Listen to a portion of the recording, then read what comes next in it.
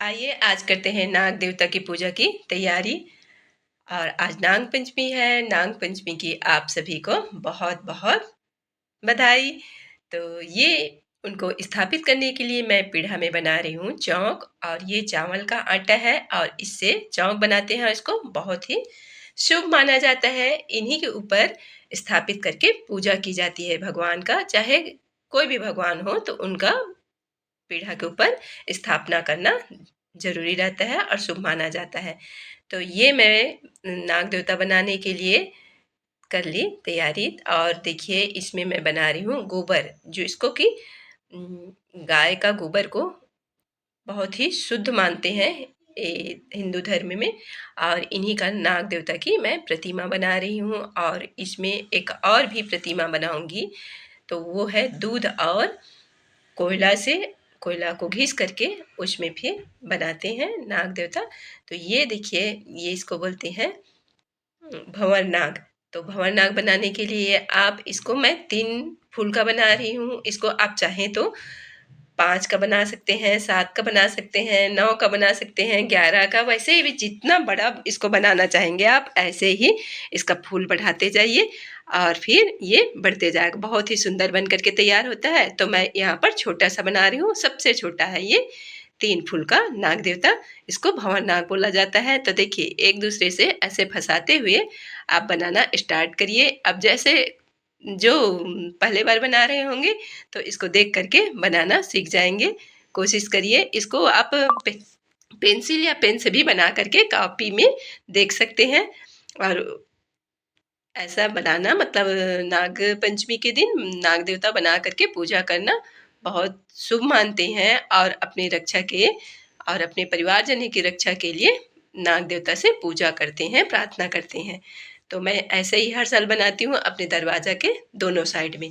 तो बना रही हूँ गोबर से। अब इसी बनाते बनाते ही आ गए हैं मेरे पड़ोस वाली भाभियाँ, तो वो भी बैठ करके देख रही हैं ये बन रहा है। और ऐसे ही हम लोग भी जा करके बनाएंगे। ऐसे करके हम लोग तो ऐसे ही 1-2 लाइन कर देते हैं और उसी का पूजा कर लेते हैं ऐसे करके। लेकिन ये सुंदर दिख रहा है तो इसको मैं बना करके रखती हूँ और पूरे साल यहाँ पर ये रहते हैं।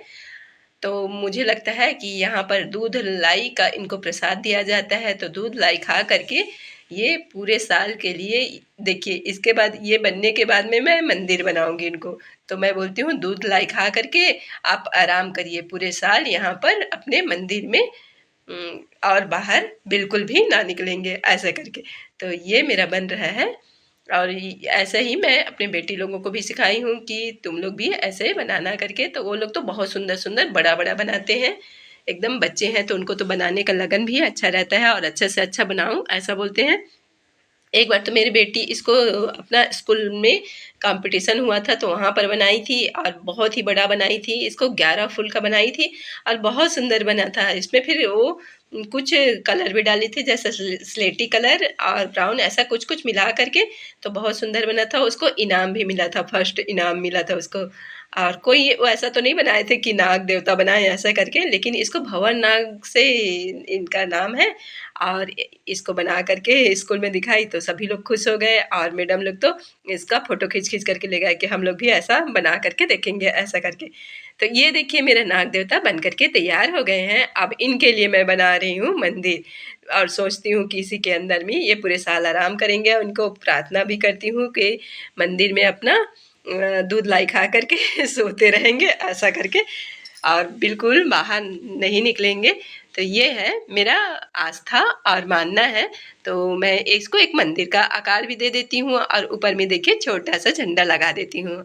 और मेरे मन में ऐसा विश्वास रहता है कि नाग देवता यहाँ अपने घर समझ करके विराजमान होकर के आराम करेंगे ऐसा। फिर मेरा बन गया ये दोनों साइड में, देखिए दरवाजे के दोनों साइड ऐसे बनाती हूँ। फिर ये बना रही हूँ मैं, धागा ली हूँ 2 और धागा में फिर नाग और नागिन बना रही हूँ। तो इसको 2 मतलब 2 धागा में 7-7 गांठ लगाती हूँ और इसको फिर पीढ़ा के ऊपर में रखती हूँ 7 गांठ लगाने के बाद। और इनका भी पूजा करती हूँ। ऐसा मानना है कि ये नाग देवता का पूरा परिवार है ऐसा करके, और सबको एक में गांठ करके उनको बांध करके रख दिया जाता है। तो ये मैं यहाँ पर वो जो दूध और कोयला से बनाई थी, कोयला को घिस करके, तो उसका भी छोटा-छोटा सा नाग-नागिन बना दे रही हूँ, क्योंकि हर प्रकार की उनका सेवा होना चाहिए, उनका सेवा में कोई चूक नहीं होना चाहिए, ऐसा मैं मानती हूँ। और फिर उनका पूजा स्टार्ट की, तो पहले जल से उनको स्नान कराई, जैसे भोले बाबा का आप पूजा करते हैं तो उनका ही ये एक अंग है, समझना चाहिए।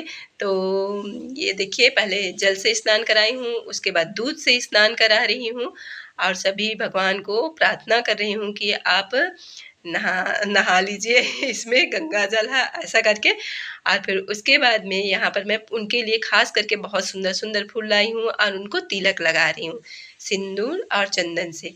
तो ये जो पीढ़ा में विराजमान है उनको तो विसर्जन कर दूंगी, और जो दीवार में बनाई हूँ वो तो पूरे साल के लिए रहेंगे। तो मैं उनको बहुत सुंदर ये देखिए सिंदूर और तिलक का चंदन लगा रही हूँ, जो कि दिखने में भी बहुत सुंदर दिखते रहते हैं। कोई भी आते हैं इनको देखते हैं और आस्था से प्रणाम भी करते हैं और सीखते भी हैं कि मैं भी ऐसे अगले साल से बनाऊंगी, ऐसा करके। तो भगवान की पूजा एक दूसरे को देख करके सीखा जाता है और किया जाता है। तो मेरे कारण से और एक दो चार जने देख लेते हैं और ऐसा नाग देवता बनाना सीख लेते हैं, तो मुझे अच्छा भी लगता है, मेरे मन को शांति मिलता है। और फिर इनको प्रसाद के लिए देखिए, आज का इनका प्रसाद है दूध और लाई। तो हम लोग यहाँ अपने घर में तो कई जगह नाग देवता को प्रसाद लगाते हैं, खास करके ये दरवाजा में मैं पूजा करती हूँ और भोले बाबा के पास पूजा करती हूँ, तो वहाँ भी दूध लाई का प्रसाद लगाती ही हूँ। और ये देखिए फूल भी मैं चढ़ा रही हूँ उनके लिए। और देखिए मैं अपने बाड़ी में भी चढ़ाती हूँ ये पूजा करके दूध लाई।